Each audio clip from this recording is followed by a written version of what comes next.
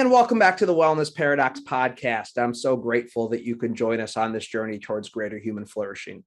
As always, I'm your host, Michael Stack, an exercise physiologist by training and a health entrepreneur and a health educator by trade.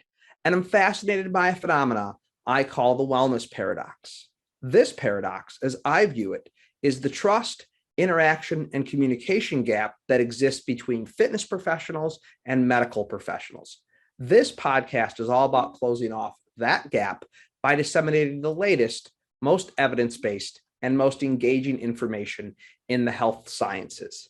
And to do that, in episode 51, we're joined again by Dr. Michelle Segar. Now, you may remember Michelle from episode 35, where we talked about the framework that she presents in her book, No Sweat. And we talked about this as a health behavior change framework for the 80% of Americans that don't currently go to health and fitness clubs. In this conversation, in episode 51, we're actually going to talk about the research that she's done after she wrote No Sweat that led her to write a new book called The Joy Choice. And this is an absolutely delightful conversation, and it's incredibly informative because it probably talks about one of the things that is least often mentioned about health behavior change coaching, but probably the thing that is most important, which is what to do when our great plans that we've made go awry because life gets in the way. And as Michelle will talk about, how you make the perfect imperfect choice or the joy choice when life throws you a curveball. Again, this may be one of the linchpins to long-term sustainable behavior change for individuals with a wide variety of goals. As always, Michelle is passionate, she's engaging, she's excited. I think you'll really enjoy this conversation. Any information we'd like to share with you from this episode can be found on the show notes page by going to wellnessparadoxpod.com/episode 51. Please enjoy this conversation with Michelle Segar.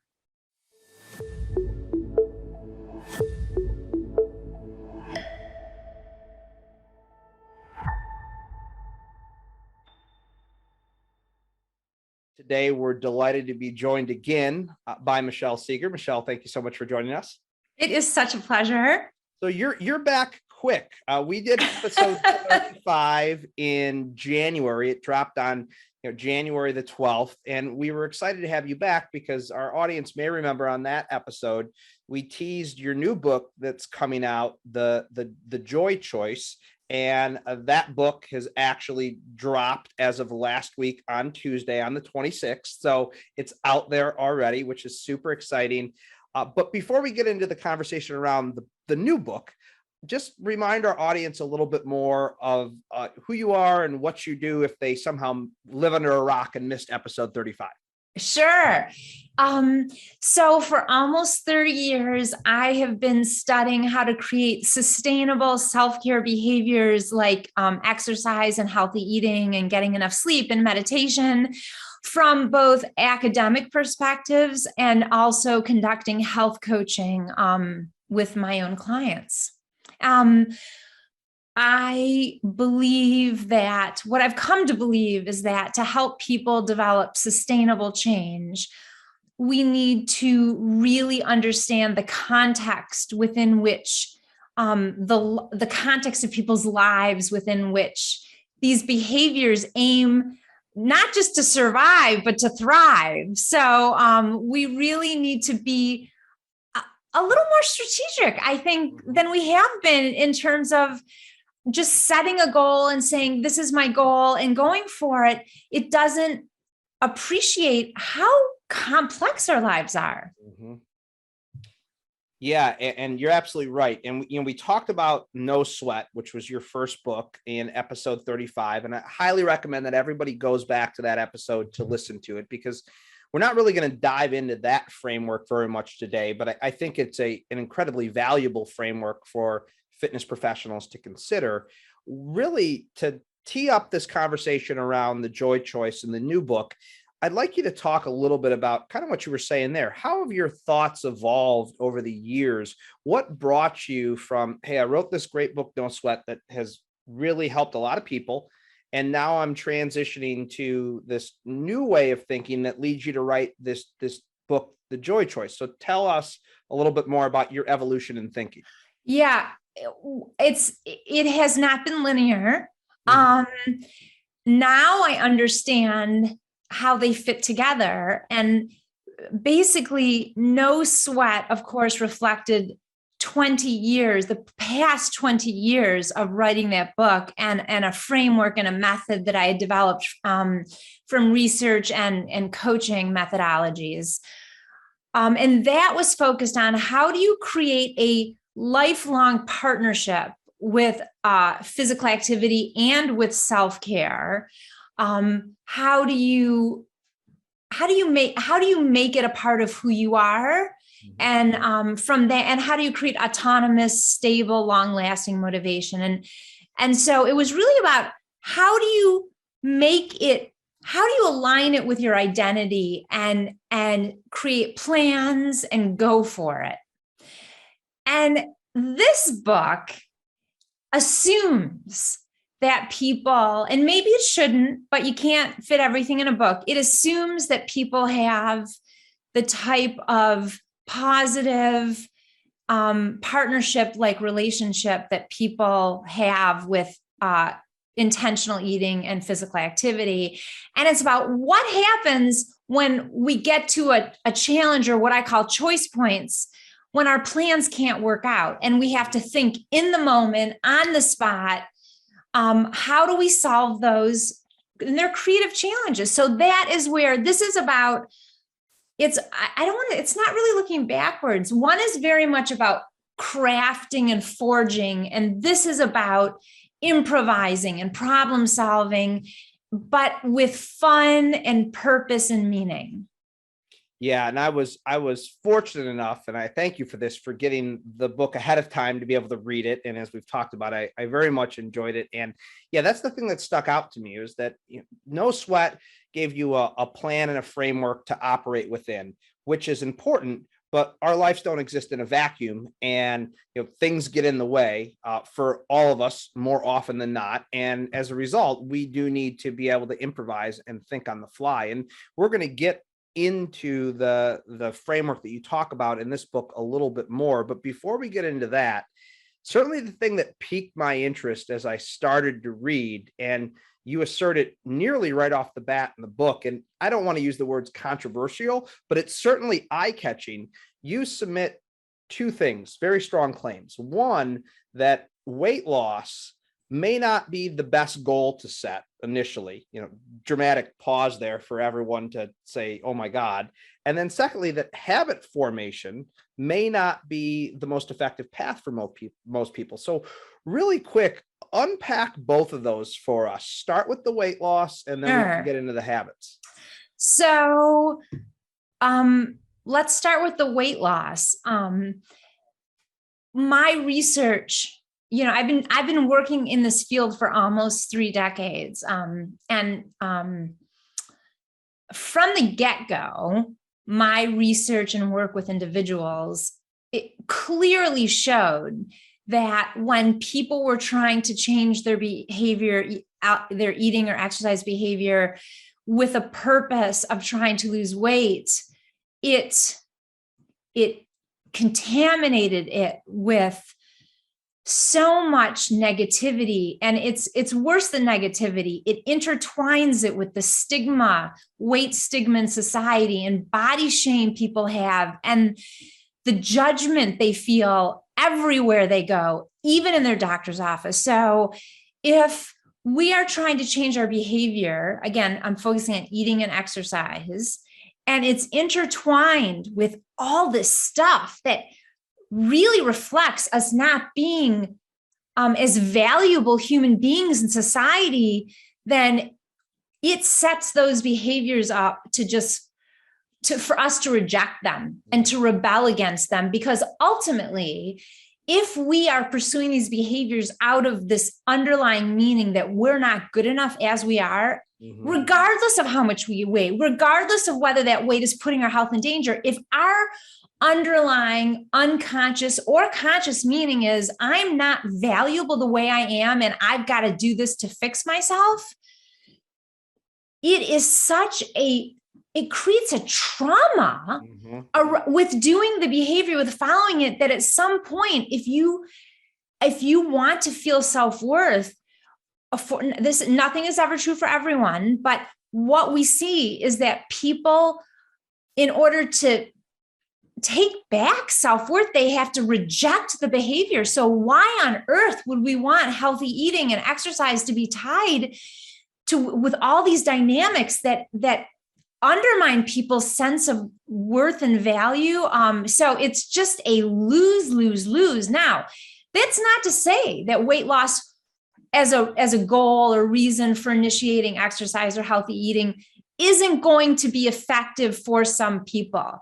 But let me say that it's going to be a minority of the people, and it may also be accompanied by harm, psychological damage and harm. So it is complicated. Why don't we just put weight loss on the side, whether or not we actually do want to lose weight? Because here's the deal. In order to stick with any weight that we may lose, in order to lose weight, what really determines that is whether we practice consistently the behaviors. So let's focus on those. And by God, let's focus on the other immediate benefits we get from that, in which we know there's physical activity gives us energy and boosts our mood. And oh my God, helps us sleep and boosts our sex drive and helps us think better and more creatively. And there is mounting research to suggest that eating in healthier ways and eating more fruits and vegetables also boosts mood and energy. And so, holy cow, let's connect these behaviors to those benefits.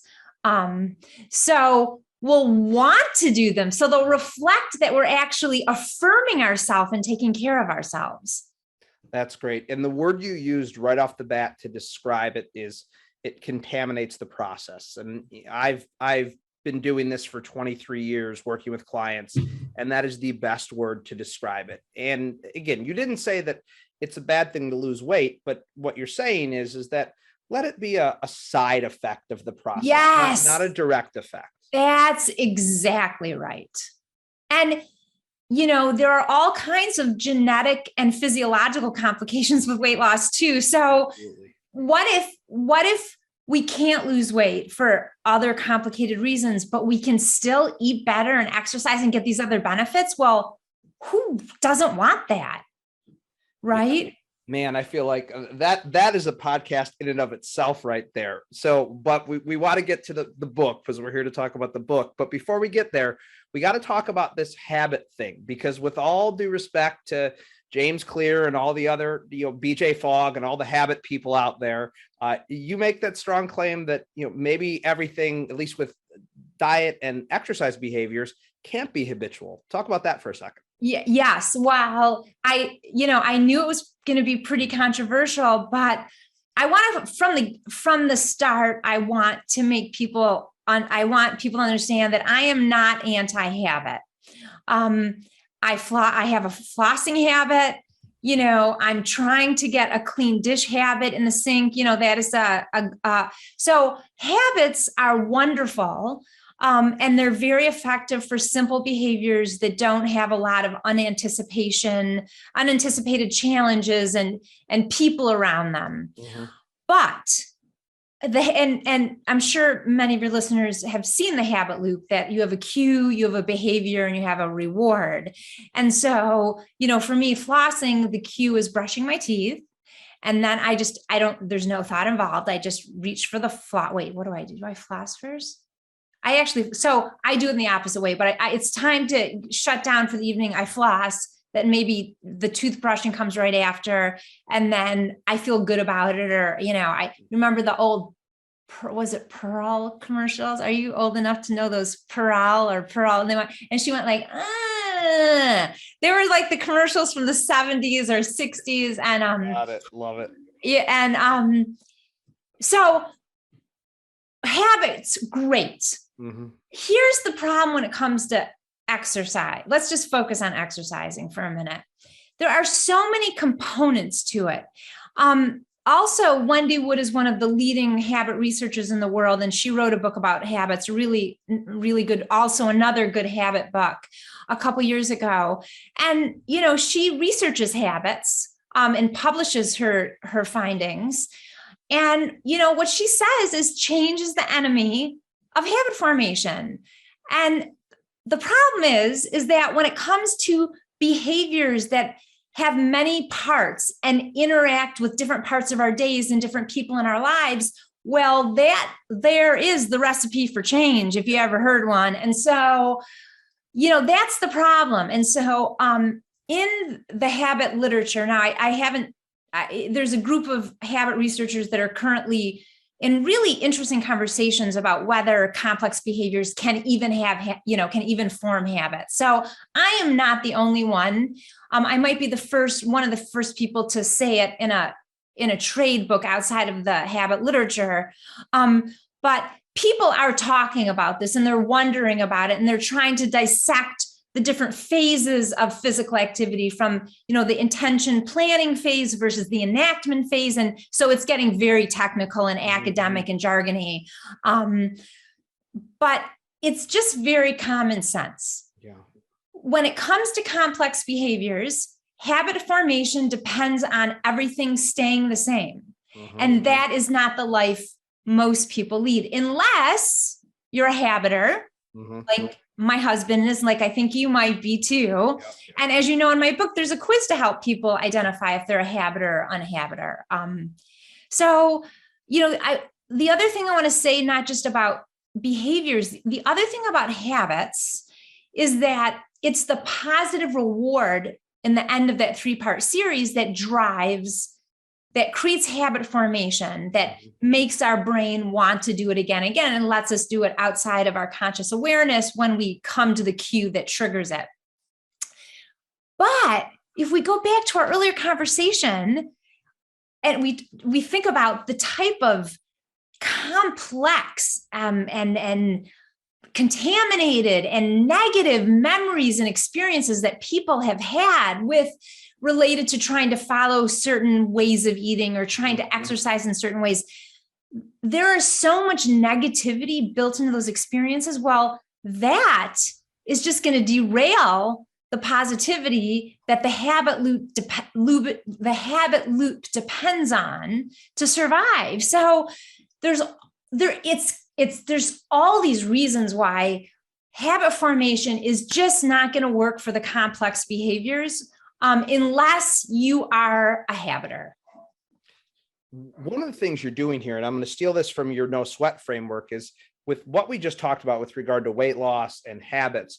I feel like you're giving a bunch of people out there who've struggled with weight loss and who've struggled with forming habits the permission to realize that there is a different path that they can take, which kind of leads us into the joy choice and this different path. But before we talk about the path and the actual joy choice and how to address these crazy circumstances that life throws at us, the first thing the book talks about are disruptors. And you mentioned 4 specific disruptors, which I think are very salient to getting in the way of healthy eating and physical activity. Let's talk about those disruptors for a second, and how do they actually disrupt these healthy behaviors that we want to perform?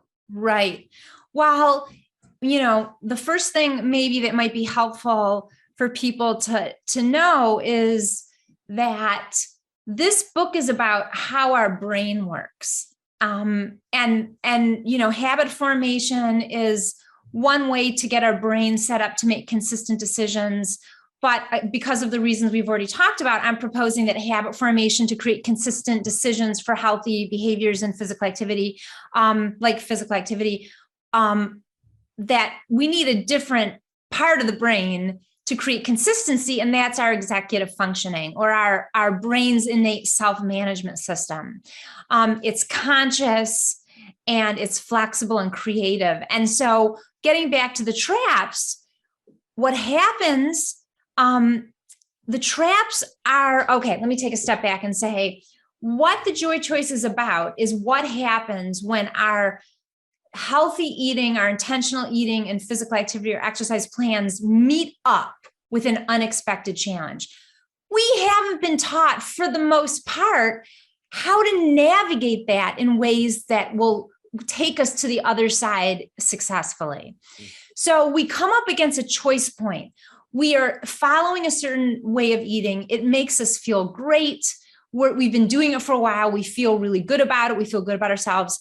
And we go to someone's house for a party, assuming that there's going to be at least one thing that's going to be on our eating plan. And lo and behold, there's nothing. Oh no, we're at a choice point. Mm-hmm. This is where the traps come in. So the traps are these mental phenomena that hijack our thinking, when it's really the time for us to be creative and figure out what we can do in the moment so that we are successful and we stay true to something. Temptation is where we might just feel so drawn into that chocolate cake that, we can't even, we just feel the last time we had it. Our brain remembers the last time we had it. Rebellion is when we're at that choice point and, the food isn't there. And maybe you're following the eating plan because your physician or clinician had really pressured you and you're like, okay, I'm going to do it. You're still really proud of yourself, but ultimately the motivator for that choice was to follow, an obligation. So at that point, rebellion would be like, oh no, there's nothing to eat. Well, screw it. To heck with this, to heck with Dr. Smith. It's a way to really reclaim your autonomy and freedom. But think about the narrative in your head that takes over. You're not thinking about what the options are, what the alternatives are, how you can do it in the best way possible, meet your many needs. You're just about, So it usurps your thought process. Then there's accommodation. Now, accommodation is a different type of disruptor because it has to do with whether we feel that we always need to, other people's needs or our work is just consistently more important than our own. And so at that point, and as you know, there's a client story in the book where she's with a multifamily vacation and she's loving the way she's been eating and she feels great. And her friend brings out this delicious chocolate cake that she baked just for this weekend special event. And my client is where she again, robs her thought process, disrupts her thinking is, I don't really want that, but I'm going to have to eat it because otherwise I'll be bursting everyone's bubble and I won't be a good friend. So chatter, right? Robs what, instead of thinking, what could I could take a bite of cake. I could say something celebratory instead. I could run out to the store and get fruit instead. I mean, there's so many ways we can be creative, but when the decision disruptors, they disrupt our thinking. And the final one, which really sets the stage for everything, is perfection. Mm-hmm. And that's also, the perfection was, it's all or nothing. Like I either I can't eat the cake and then I'll be rude and a bad friend, or, the only alternative is the whole thing. So this black and white thinking, and all of these four disruptors become narratives, self-talk in our head, and they prevent us from using this incredible executive functioning that our brain was made with. I'd like to take a quick break from today's episode to tell you more about one of our sponsors. As all of you are well aware, the COVID-19 pandemic has been absolutely devastating for the fitness industry, with upwards of 1/3 of our clubs closing nationally on a permanent basis. One of the few stabilizing forces during this very tumultuous period of time has been IHRSA, the Global Trade Association for the Health and Fitness Industry. On my crusade to make fitness professionals part of our healthcare continuum, the work that IHRSA is doing is absolutely vital. They provide advocacy and lobbying support at both the federal and the state level. They support state alliances in many ways, and they also provide resources and best practices to club owners, operators, and individual fitness professionals. Indeed, if we are truly going to become part of the healthcare continuum, we must speak with one unified voice We must have best practices that we implement, and we must come together as an industry to ensure the public, the medical community, and lawmakers hear our message loud and clear, that movement is medicine and it is essential. That is the work that IHRSA is doing. They've recently revamped their membership structure, allowing large clubs, small clubs, boutiques, and individual professionals to join the organization for an appropriate price that allows them to have access to all of these many great resources and allows us to unify and amplify our voice as an industry. For more information on the amazing work that IHRSA is doing, go to their website, IHRSA.org. That's IHRSA.org, IHRSA.org, to look in a little bit further into the work IHRSA is doing to unify our industry, to move us closer to being a part of that healthcare continuum. Now back to today's episode. Yeah, the thing I love, first off, I love your use of acronyms, and you talk about it in the book, how helpful it is to have acronyms, TRAP, POP, MAPS from the No Sweat framework. And the thing that I really took from the disruptors, from the 4 traps, is that if you're not aware of them, they constrain your thinking. That's right. If you can become aware of them, they expand your thinking and your creativity, and they really allow your executive functioning to allow you to make flexible decisions. I think flexibility was a big theme that I took out of the book, and I found it to be very interesting. I mean, that's what the joy choice is. It's the perfect imperfect option that through flexibility lets you do something instead of nothing, so you can stay in sync with yourself and connected and effectively managing the people and projects that are in your life. Not everyone has all 4 of the traps. Some people do, but some people just have 1 or 2. And, your listeners should know that there is a free quiz on my website. So if they want to know, wow, which of these traps really get in my way, which pull me under, they can take the quiz on my website too. Yeah, and we'll link up to that in the show notes. And I think that's great. That's not just a great tool for us as individuals, but also for the fitness professionals that are listening to this. Have your clients take that quiz. That's right. And have a better understanding of the mental model that they're bringing into the process. So, moving kind of down the line here, it linearly in the book, the next thing you talk about is, of course, well, here are these disruptors, these traps. How do we actually mitigate these? How do we make the perfect imperfect decision at the joy choice, at that choice point? So talk a little bit about that framework. Sure. So, the decision-making tool that I developed and use with my clients is called POP. And, POP I'm going to take a step back and say that I use the analogy of our plans as bubbles, and that when they when life unexpectedly bumps up against the bubble, our plan, it bursts the bubble. And that's where all or nothing thinking comes in. But what if we autonomously took charge and popped the bubble ourselves in a way that opens up the options and expands things? So POP stands for pause. That's step 1. Why do we pause? We pause. The pause, the wisdom of the pause has been written about for thousands and thousands of years, from a mindfulness perspectives. It lets us create a space between something that happened, our response. It's the only way we can really make an intentional response instead of just react against it. So traps are reactions. So when we pause, it gives us an opportunity to work with the trap, to name it so that we can tame it, and then it doesn't get in our way. And I'm quoting Dan Siegel when I say name it to tame it. Do you know his work, Dan Siegel? Yes, absolutely. Okay. Yeah.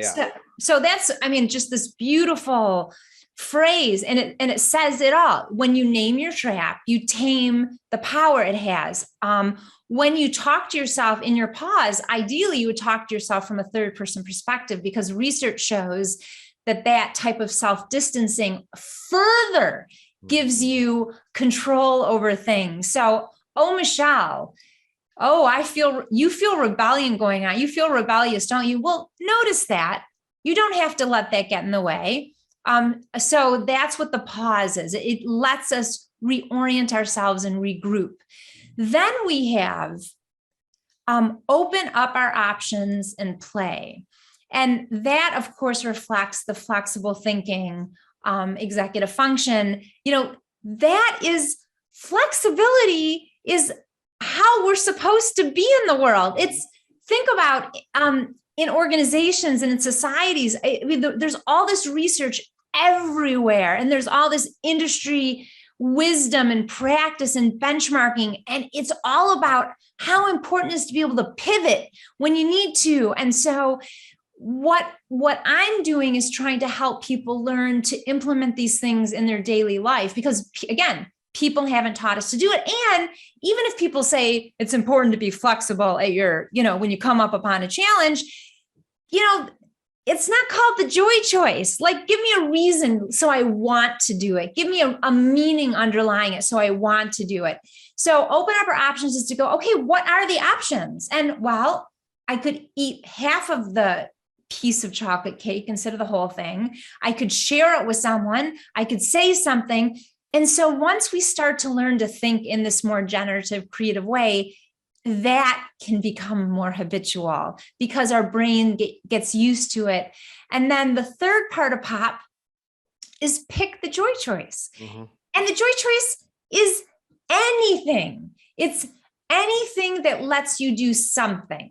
Because what we want to do, if our options are all or nothing and we can't do the all because some conflict happened, then something is almost always better than nothing. So that's what it is. And the other thing that I'm doing with POP and with the joy choice in the book is, in order to help people support their primary executive functions, or in general, their brain's innate self-management system, we need to become practiced at doing this in the moment when we need it. So like anything you have to learn, it's going to be awkward. So I suggest that people put POP as a contact in their phone when, while they learn to memorize it, because you do want to memorize it. But, as I looked to the learning and training industry to find out, like, how do they train people to do things really well in the job? So that's the technology, those are the insights we need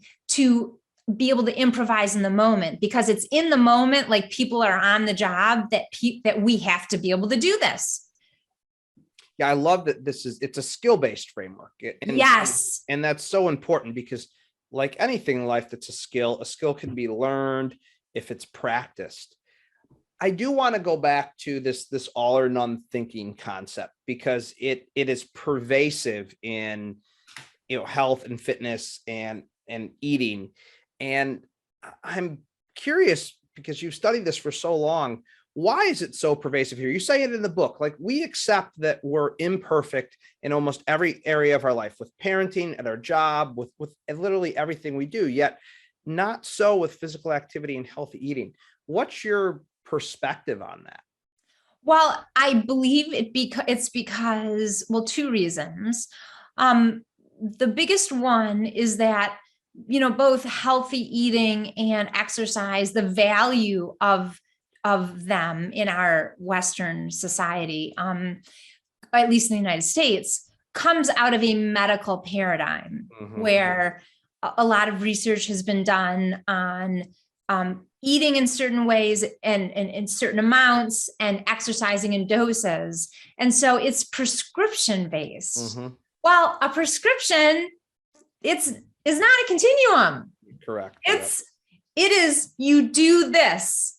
And so I think just for some organic reason, and also, because of the very strong link to weight loss, if we know, people like my husband study, how much people eat and exercise, and he measures that, and he overfeeds people so they gain weight, and he has to calculate, well, how many calories are they burning? What is the term called? I'm blanking on the name.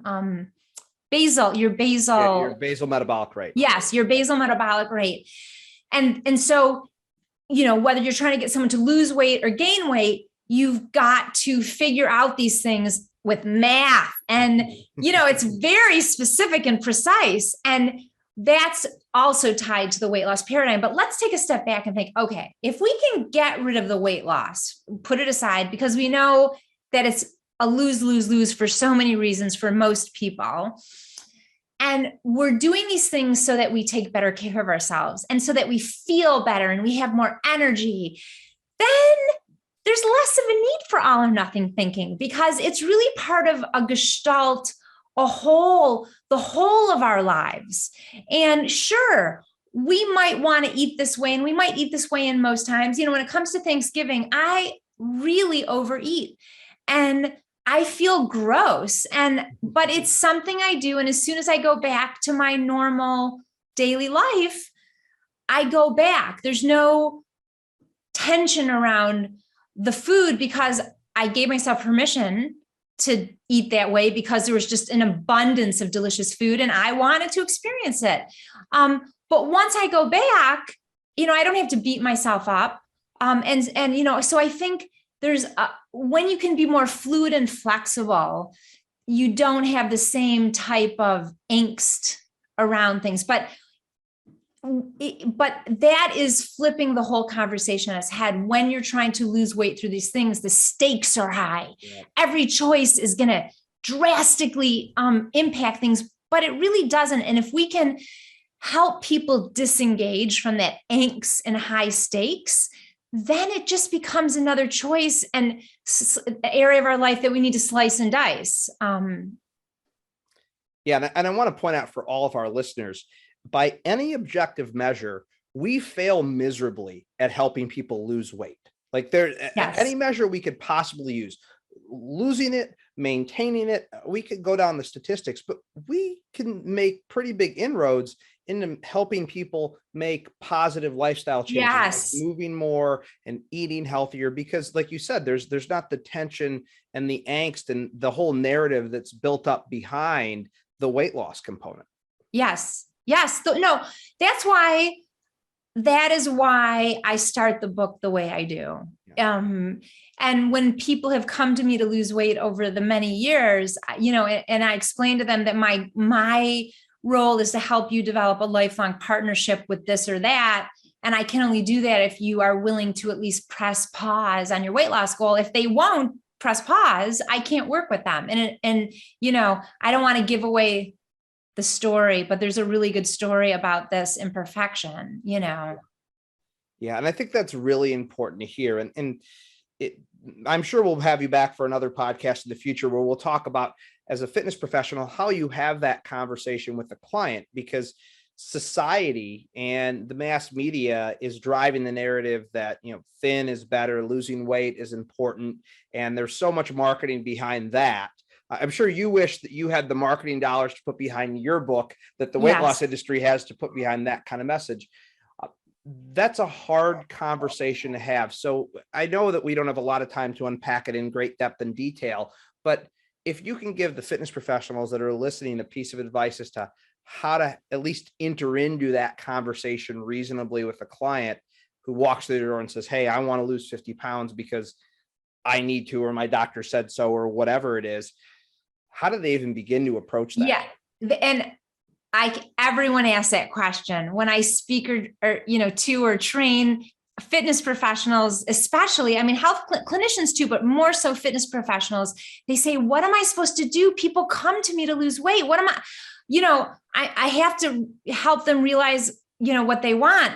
So here's what, very simply, and like you said, this can be a much longer conversation, but basically what you say to the person is, have you tried to do this before? Have you tried to lose weight through changing your eating patterns and exercising more? And the person will say, yes. And then you say, has it worked long-term? And the person's going to say, no. This is the beauty of the script is there's no variation.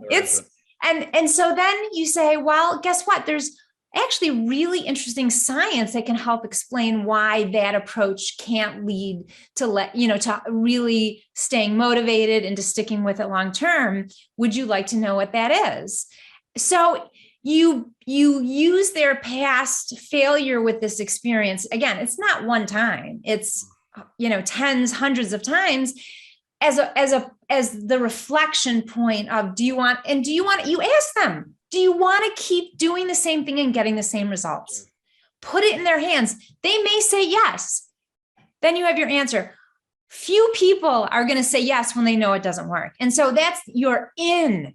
That's your in for teaching them about the new ways of what the science says. And of course, I talk a lot about the science in the book and how you can help people embrace this new perspective, because it is a mindset shift, but it's actually a mindset revolution. And that's what the Joy Choice aims for, is to revolutionize people's mindsets when it comes to intentional, healthy eating and regular physical activity and exercise. Yeah, what you said there reminds me of a client, and this is probably 8, 9, 10 years ago that I work with. And I said, well, tell me about your past weight loss attempts. And the client said, well, I've lost 100 pounds. And I said, well, that's amazing. And the client said, well, the problem is same 20 pounds 5 times. And I said, very interesting. And then you get into the larger conversation, like the definition of insanity is doing the same thing over and over again and expecting a different result. So I think that is a very nuanced and approachable way for fitness professionals to have that conversation. And as we said, we could talk for probably hours on how that coaching conversation can further get unpacked. But I think that's a very important message to take from this. Is there anything else that you'd really like to, in speaking to fitness professionals directly, have them take away from the book, other than buy the book and read it because it's going to help you? Well, I'm not going to say that. Okay. I'll say that then.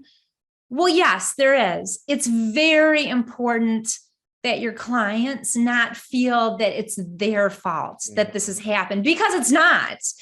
The society, the fitness industry, healthcare has been propagating a system and a formula that leads to these short-term untenable practices. And so it's true. I'm not just saying that so people will feel better. No, it's really true. So it's part of that early conversation is also to make sure people understand that we've been sold, like a bridge to Brooklyn. And again, this was an organic part of our society. I'm not going to point my finger at anyone, and say, you're the reason, or your organization is the reason.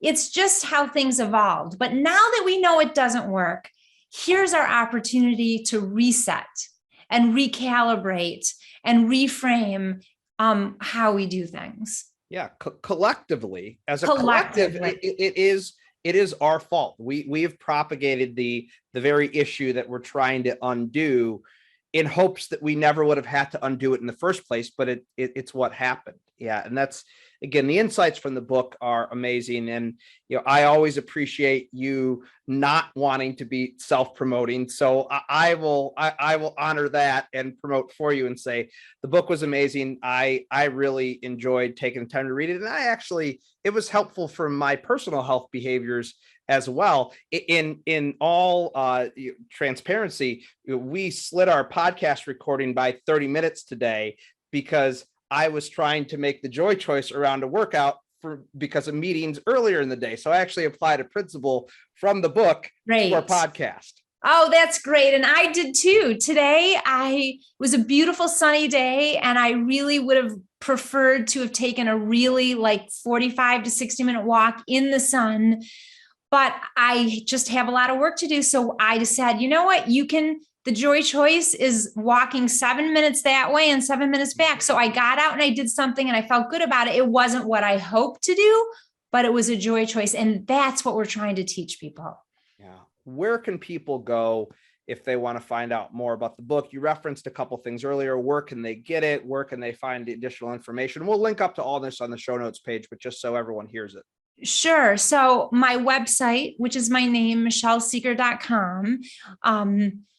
There's a book page, the Joy Choice. So I have 2 books now, but if you go right to the book page, there's information about the book. There's a way to find out information about the quiz, to order. There's places to order. And so that's where people can go if they're interested. I also think there's a free sneak peek that people can get too. This is how non-self-promoting Michelle is that she doesn't even know what's there to promote it. But yes, we'll link up to all that in the show notes. Normally I end the podcast on the wellness paradox question, but for anyone who wants to see Michelle's answer to that, go back to episode 35. She already answered that. Michelle, this conversation has been a joy as always. Thank you so much. Everyone who's listening, please check this out. Again, the book released last week on Tuesday. You can go to her website to get more information as to where to get it. Michelle Segar, thank you so much for joining us. Thank you, Mike. Well, I hope you enjoyed that conversation with Michelle as much as I did. If you found it insightful and informative, please do share with your friends and colleagues. Those shares make a massive difference for us. Any information we'd like to share with you from this episode can be found on the show notes page by going to wellnessparadoxpod.com/episode 51. Please be on the lookout for next week's episode when it drops on Wednesday. And don't forget to subscribe through your favorite podcast platform. Until we chat again next week, please be well.